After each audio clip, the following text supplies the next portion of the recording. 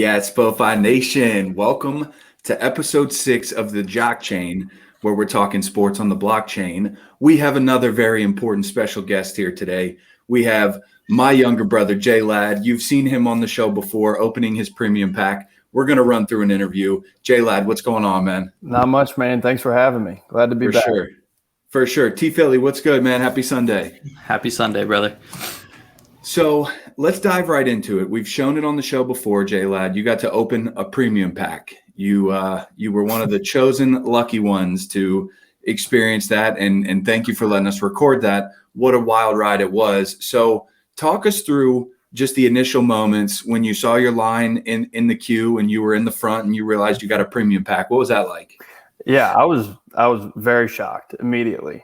So I entered the queue on my way home from school. Fully expecting to be in the back of the line, getting one of those, rebound packs. And then right as I'm pulling into the driveway, the timer ran out. So I sat in the car for, like a minute and then got my spot in the queue and I was a zombie after that. No better feeling in the world to see your number pop up within the number for the queue. Oh yeah. And it was a pretty good number too. So I didn't have to wait that long. So I was I was in shock the entire time. I really couldn't believe that I was able to get my hands on one of them.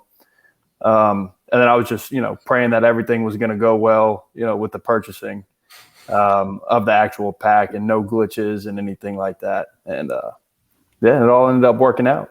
Yeah, thankfully they seem to have ironed that out pretty much. So I feel confident, at least when these last base packs have come through. When it's my turn in the queue, I'm not going to be experiencing any issues. But that's awesome. Quick thing, I totally forgot. We dove right into the interview because how could you not be excited talking about premium packs? Once again, shout out to Breezy. Here's another one of his overlays, and you'll see another one featured later. So again, behind the scenes, making the moves, but helping us look clean here on the JockChain. So we saw the contents you got. You had a super good serial number, OG Anunoby. You had a John Collins. That was your legendary moment. What are you doing? What have you done with some of these moments? And what's the plan? Yeah. So my goal going into it, I knew that I wanted to take the price of the pack back out, because I am a student. I can't really, be down the price of a legendary pack. I can't just have that missing. So I wanted to take it back. And then, Zach, me and you have talked about a very special moment to us that we've always wanted to go after. So I was like, okay, my goal for the pack is to, take back out what I put in and then be able to go after, this moment that we wanted. And so I was able to do that. But that means that I basically sold everything. I sold the whole pack. And actually just last night, I finally sold that OG serial number as well. So nice. I sold it all. The moment you're referencing being the Zion MGLE from Series 2, where he blocks it on one end, saves the ball from going out of bounds by tipping it to, I think, Brandon Ingram or somebody, runs the floor and finishes with an alley-oop on the other end. So do you ever just, before you go to bed at night, pull up that moment and think about what you've accomplished? I watch it 2.5 times a day on average. I love to hear it, man. And so is that a long-term hold for you? Are you looking to sell if Top Shot booms again? What's your plans? No, I think that's a long-term hold for me. I believe in Zion. I think he's going to be, the face of the league for a long time. Hopefully it's going to be in New Orleans for his entire career. But yeah, no, that's a long-term play. I think, his ceiling is so high, and it's going to be exciting to see what that moment can do down the line. No doubt. And that's one of the better ones on the platform too, just in terms of like the quality of the actual moment. How did you get started in Top Shot? When did you join? I know Tyler and I have referenced it a few times. We got in around mid-January. When did you get in? What was the feel of Top Shot when you joined? Now everything's settled down, but there were these huge moments. So what is your sort of beginning story in Top Shot? Yeah, so I got in a couple weeks after y'all, I guess in like the beginning of February, after Zach, we had a family Zoom call where you're like, hey, me and my buddies, we got in on this new thing. It's called Top Shot. It's got these moments. And I think the next big thing is being able to display it. And you had this whole invention in mind. And, me and the parents were like, I don't really know what he's talking about. But then I went and looked into it from there and, joined a couple weeks later. That was right before the big boom happened. So I was able to get in a little bit before that, which was nice. And that's kind of, how I got started with it. I remember we were, I think when you joined still, because I remember we had a little group text going where they would just randomly throw packs out there and it would be a sprint to the line to see if you could get a pack.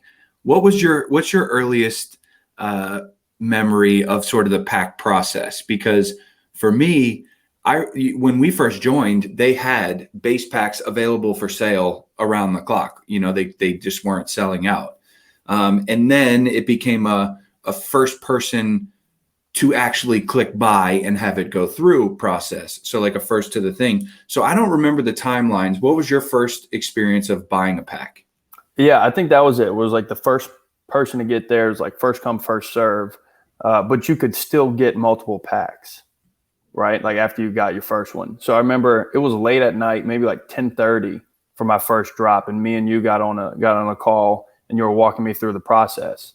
And I think, I don't know, you were able to snag 2 packs. I got a pack, maybe 2.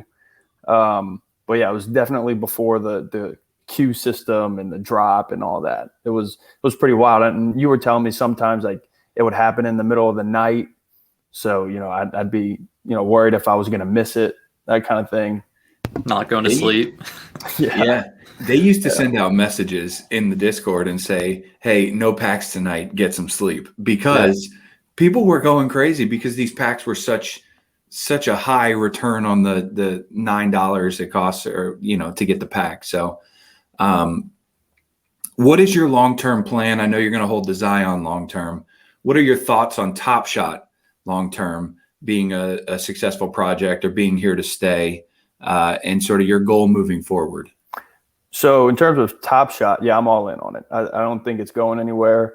I think, Dapper Labs has done a great job with it. And then, even recently with their latest investing, groups that have come into it, kind of shows that, people are really buying into this.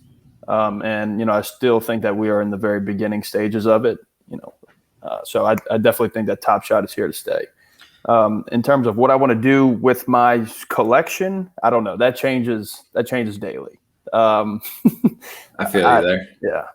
And do you see yourself getting into some of the other NFT projects? Like I know we're kind of diving into the world of Topps Digital, MMA's coming down the line through Dapper Labs. Do you see yourself going into other NFT projects, or are you just going to stick to Top Shot? No, definitely. Definitely see myself going into others. I tried my hand at the Topps drop. But that was just like for their first one. I didn't really have any luck with that. But I'll still be interested in that. But I'm really interested in the MMA, UFC coming down the pipeline. Hopefully that happens, and definitely going to be getting in that. Love that. I think those are going to be some of the most like if there are truly moments like NBA's like Top Shot's moments.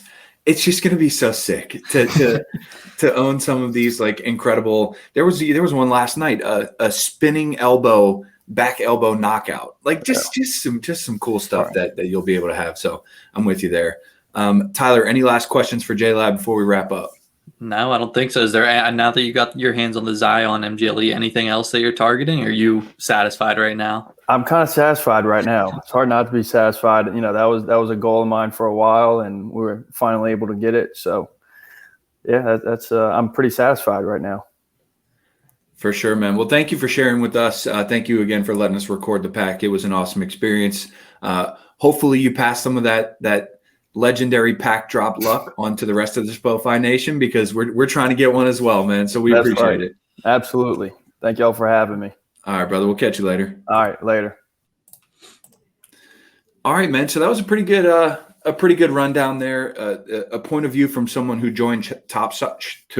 No words. Who joined Top Shot a little bit later than us. Right. And we weren't even early. I'm not trying to pretend like we were as early as some of these other guys who were signed up for the beta over last summer. But in that time frame between, January 1st and the end of February, so much changed week to week or even day to day. So you can get a little bit of an understanding how just a couple of weeks later he was, and his pack experience was different. So it's a good reminder to us who complain about the way things are now, how far we've actually come. Right. Whenever we joined, there was less than 10,000 users on the platform. So yeah, definitely not in the early closed beta days, but mid-January, we were right as this started to explode. I'll tell you a little story about my second day on the Top Shot platform. I bought a pack, I sold the contents, and I was like, wow, this is it. So I threw some money into Dapper, and I bought a LeBron James dunk for I think maybe $130. And then I sold that LeBron James dunk for like $180. And I don't know what it's going for now, but I promise you it's not that. So yeah, that's just a little bit of an entry story. I remember texting you. I'm like jazzed. I'm like, dude, made $40, whatever. After the taxes and fees or whatever, I was fired up. But we've learned a lot. Hopefully it was all relative because you probably reinvested that money elsewhere. Might not have went up as high as LeBron did, but you still put it to work. Yeah, for sure. Okay, speaking of how things have changed, we just got some updates from Top Shot over the last couple of days about those unsold season 1 moments. Talk us through the updates, what came out, and what to expect. Yeah, so the unsold Series 1 moments, they came out with a blog post yesterday, basically, or 2 days ago on Friday, basically said that they have 10,000 packs in the reserves that they're calling reserve packs. This has kind of been teased by Top Shot, like their staff and Dapper, for a while as to how they plan on distributing those moments, because they've caught a lot of flack because basically they had 40,000 moments sitting in a NBA Top Shot account. And these are some of the most valuable Series 1 moments on the platform, and they're just kind of holding them. So it's not a very good look, but they've been pretty transparent as long as you're in the Discord looking at the office hours notes that there will be a plan to distribute them. And this is what they've come up with. So they do have these reserve packs. And what it's going to contain, it's going to have 4 moments, one with a serial count to 1,000 guaranteed, and then 3 additional moments with serials from 1240 to 39.99. And again, like I said, these are some of the most coveted, expensive moments on the site. Now, the interesting part as to how they're going to distribute these is through what they're calling trade tickets. So what you're basically going to be able to do is exchange the current moments that you have, whether that be rare, legendary, common moments, for what they're calling trade tickets. Now, trade tickets will be the currency used for these Series 1 reserve packs. So whenever you have these trade tickets, you're going to be able to enter the queue. Whenever you go to check out, you're not going to be able to use your Dapper balance. You're not going to be able to pay with a credit card. You're only going to be able to use these trade tickets. And this is going to go over the course of the next 18 months. So until November of next year, before these 10,000 packs are actually fully distributed. And I think part of that is they wanted to not flood the market like they've had to do with common moments recently, with some of these, kind of piss off some of the, OG collectors seeing their moments take a hit because of an influx on these Series 1 moments. Now, it's not known how many of these tickets will be required for reserve packs. They mentioned that that's something that they're still working through. Now, one last thing on it, and I want to get your take on this, Ladner, is they're doing recycled packs. So with anybody that is familiar with NFTs, you have the ability to basically burn them, eliminate them, put them in a smart contract, it's called, so that they don't have the ability to come back into the marketplace. This would be similar to burning moments, but they're being recycled. So what will happen is the moment that, say, I exchange a Cam Reddish base moment for a trade ticket, what they're going to do is take that Cam Reddish base moment, put it into a pack for if you don't qualify in the queue for these reserve packs, you're going to be able to essentially like the rebound packs that they're doing now. Now, my question for you is, do you like the idea of the recycled packs? Yeah, I'll start there No. and I'll get my take on it after. No, it's simply no. I don't, because there's no chance at nobody's going to burn a high serial number. Nobody's going to burn a superstar player. So these packs have basically a 0% chance of unpacking anything exciting. It also reintroduces moments into the marketplace that were already burned. These burned moments should, in effect, drive up the price of the other moments of different serial numbers, or of the same moment, different serial numbers, Right. because now there's less in circulation. But reintroducing them is basically just saying, if I take a $2 moment and burn it for a ticket, but now it comes back in recycled packs and I buy it for $2 and burn it, you're just allowing people with excess money or in Dapper credit to buy these cheap moments, burn them, put them back into the marketplace to keep them cheap, and burn it over and over again. So I don't like that. And also because as the seasons go on, between now and November of 2022, there's going to be so many more moments out there. So why are we going to continue to pump, a Series 2 assist from the 13th man off the bench? I don't really like that. What is your thoughts? Yeah, no, I completely agree with you. Like you said, the act of burning a moment, we'll just say an Anthony Edwards dunk. I mean, you probably won't even burn him because he's a rookie, but let's just say you burn him. He's a 35,000 CC right now. Let's say that flips to Ellie and you burn it. Let's say 10,000 people burn it. Now, instead of being out of 35,000, it's really out of 25,000, because that's what would be in circulation. Yeah, I'm with you. I don't like it. It's going to, the recycled packs, like, nobody's going to want it. You know what I mean? Yeah. And I think it eliminates any kind of strategy behind it, because like you said, you can just kind of recycle those moments. And let's say you don't get a pack, the reserve pack, after burning that Anthony Edwards, you can just go back onto the marketplace with no consequence and buy it for the same price that you, basically exchanged it for. That's exactly what I was going to say. No consequence. There's no risk to burning a moment, even if it's a moment you like, because if it comes back out in a recycled pack, you can buy it on the marketplace for cheap again. So right. And now thinking of it, I'm wondering if that is kind of like a strategy that they're, deploying to, I don't want to say deter the value of packs, but like get people used to not having to buy a pack, like I don't want to say, like, training people to say, hey, I don't always have to buy this pack if it's available to me. Because obviously those packs are going to be negative EV, because nobody's going to, burn a LeBron. Nobody's going to burn a rookie. So that might be an interesting point. And maybe those are the packs that whenever people come onto the platform, those are the ones that they're buying right away. So that's an interesting thought, but I don't know if you're going to have to use trade tickets to buy those recycled packs or not. So that might just be a completely moot point. For sure. Yeah, I hear you. And listen, there's still plenty of details to come out on this, and how many tickets are needed, and how many moments you need to essentially burn to get a ticket, and things like that. So there's a lot of information to come.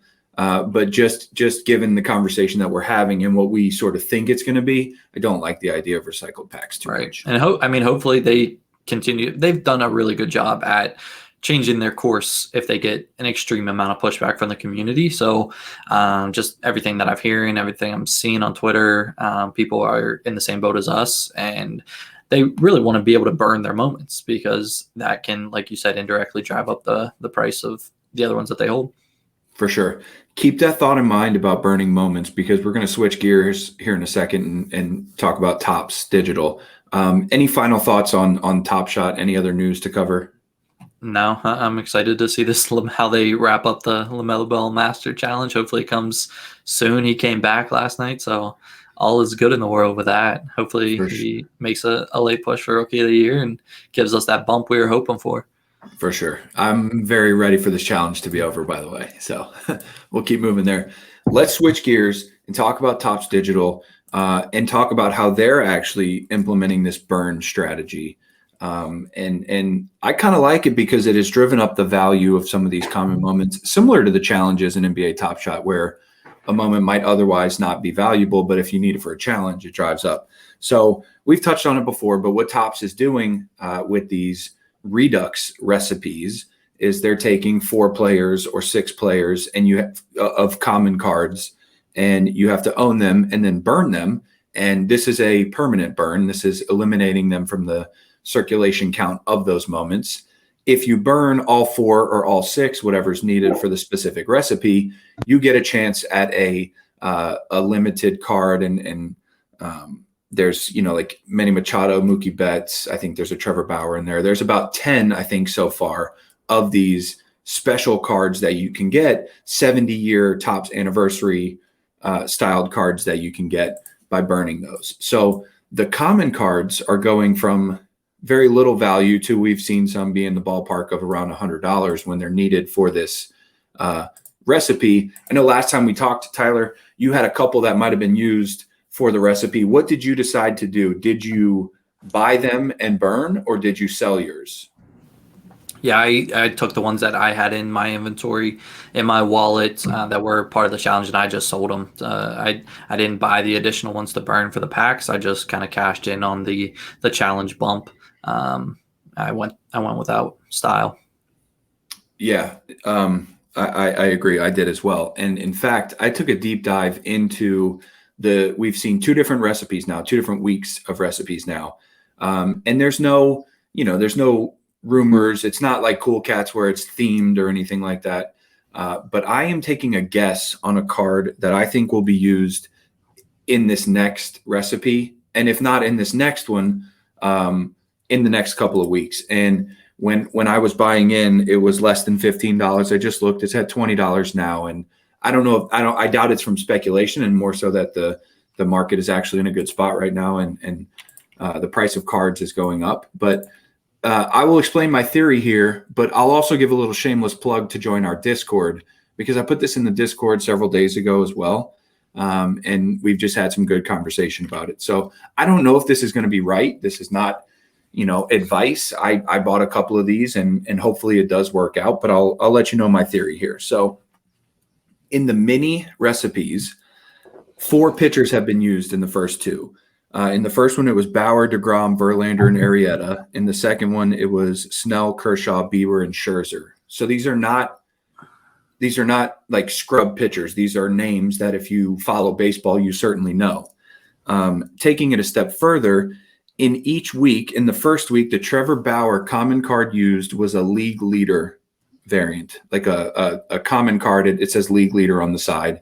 It's different than like just normal base moments. And in the second week, there was a Shane Bieber league leader card used. So there was 1 league leader in each of the mini recipes. There are 3 other league leader pitcher cards from the Topps Series 1 set.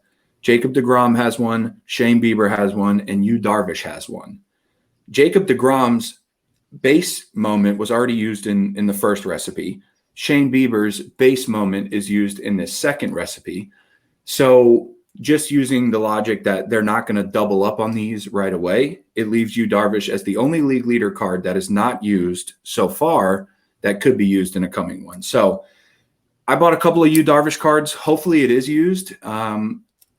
If so, that's a way to turn $15-20 into 80 to 100 if that's what it is when it's selling. But there's certainly a risk involved. There's so many pitchers that could be used, and it's basically a guess, but with a little bit of theory behind it. What are your thoughts? No, I mean, I think you're probably going to be right. I mean, we've seen how creative people can get when it comes to the NBA Top Shot challenges and looking into those. Obviously, just finding and identifying recurring trends. So I think you should excuse me while I go buy some Yu Darvish moments. Well, hopefully it works out. And I think on the website right now, it's showing there are 5 weeks of Redux recipes. This coming one will be the 3rd. So even if it isn't used in this one, I'm certainly going to hold on to that. And hopefully it's used in the 4th or 5th. If this is right, if Yu Darvish is used in this one, then I will also be flocking to the marketplace to buy some of those DeGrom and Bieber league leader cards, hoping that they're used in the following ones as well.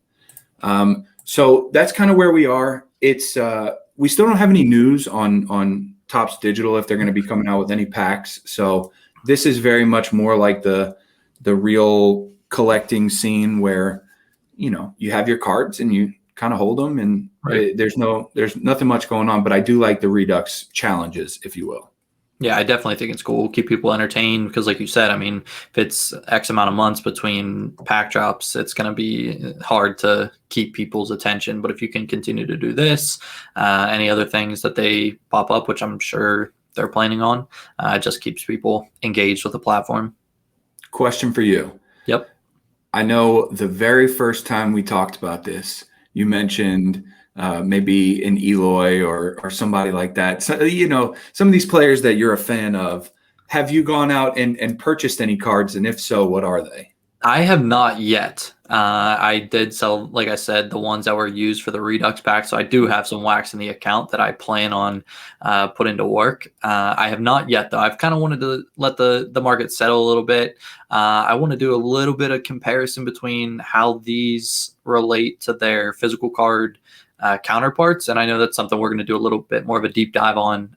The next episode is exactly how these digital NFT versions of the physical cards relate in price to their physical counterparts. So it'll be interesting to see that discrepancy, and if there is one, and maybe we can identify some value that way. So letting the market settle down a little bit, and I'll time my entrance at some point. Will Eloy be the first entrance? Hey, it might be. Nice. Buy low right now since he's not on the field. Yeah. Little plug for the next JockChain episode. As Tyler mentioned, we are going to deep dive into comparing the prices on Atomic to their counterparts on eBay, and taking into account graded and ungraded versus low serial, high serial. We'll do a little work behind the scenes and see if we can come up with an actual comparison that makes sense. Yeah, that's a really good point, because I mean, the grading with the physical cards is going to make a huge difference on the price. But these are technically all graded if you factor in the serial counts. So yeah, we'll leave that for the next one. But definitely some interesting discussion to be had there. Now I'm going to return your question with a question. Last night we had somebody in our Discord ask, we have multiple different channels, ask basically a starting point if he wanted to put together a physical card collection, like where he should start. He's new to it, but a big sports fan, big DFS guy. So he's, knows all the players. Now his question for you was, where to start. Now you had some great insight, some actionable advice, watch some pack breaks, just get your hands on some cards and kind of, learn the hard way by just doing it. Now my question for you is, if you were brand new to collections and you didn't have any, you wanted to put together the best Topps collection that you could do, would you start right now in the digital NFT scene, or would you start with the physical cards? That's a great question. Before I answer that, to back up a little bit, my knowledge comes from watching pack breaks, from buying packs and searching on eBay to see if they were valuable, from selling ungraded cards on eBay, from buying into some pack breaks. But my knowledge is pretty Topps specific. I've never, and baseball cards specific. So let me just put that little disclaimer out there. But if I were starting a collection today, I'd actually do both. Oh my. I'm in law school. They train us to say it depends on everything. So if you thought you were going to get a straight answer out of me, you're wrong. I like physical cards until we have an accessible way to display these NFTs, because I like, on my sports shelf over here, I have a card of Roberto Clemente sitting there. Now that card, that specific card, holds no value on eBay.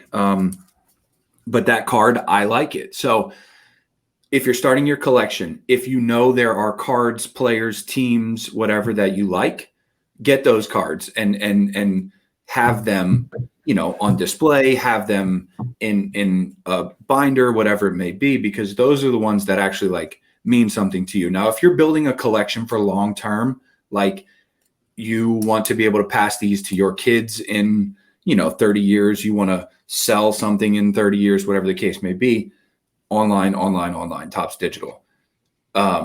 we're seeing this trend in NFTs and everything sort of moving that way anyway.